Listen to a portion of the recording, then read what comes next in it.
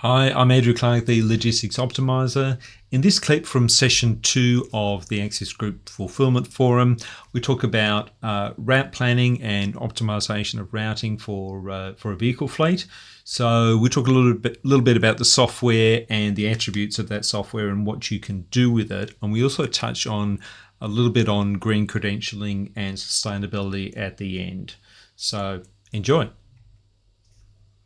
Once you've got the goods and you think you've got your warehouse and your network set up, etc., how do I make sure I've got that efficiency, right? Which probably also has if I do this well, has a knock-on effect to our prior question about fuel optimization and asset utilization optimization. So maybe Andrew will start with you, and then Elton come for a bit of a strategic overview on that one as well. But around anything around sort of operational, sort of view on this one, Andrew?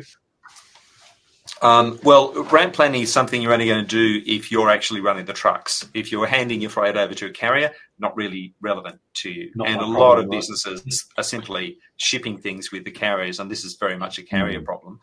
But if you are running your own fleet, then I would say route planning is everywhere these days. Yeah. There probably isn't a transport management system that doesn't have a route planning, and if you don't have it in your transport management system, there's a wide range of choices of route planning software to choose from to solve that problem. The more complex version of it is actually optimizing not just the where this truck should go and where to deliver your loads, but also what size of vehicle, how you load the truck. Helping to facilitate the actual delivery process itself. And so maybe you need, a large number of smaller trucks or a few large trucks and a few small trucks, right, to actually optimize the overall cost of a given amount of freight you've got to deliver. But so all of that software exists. Not my core area. I don't work in transport, but I know that is a well-trodden path these days. And just before we close that one out, gentlemen, do you see much pressure in the industry around sort of green credentials and making sure that we're being able to report our carbon offsets and all those sort of things? Is that something that's grown up in the last 5 years? It's being talked about now, but we expect it to be a bigger impact going forward. Andrew, do you want to go first? So I mean, yes, people.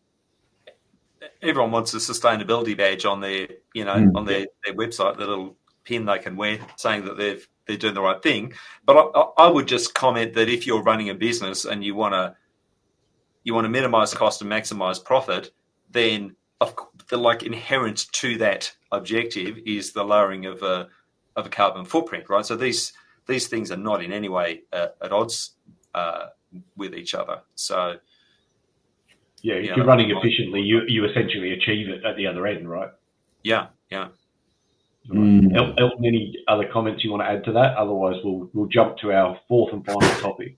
Yeah, I would just add that being green is easier or harder depending on the kind of model you have. If you're trying to provide high service to customers, or if you're trying to provide a cheap product, and it's harder to compete with the myriad of competitors that have come out of Asia now that are providing certain products much cheaper. But if you're able to provide more of a premium product and it's more about service, then it can be much easier to be green and sustainable. So it does depend on the supply chain.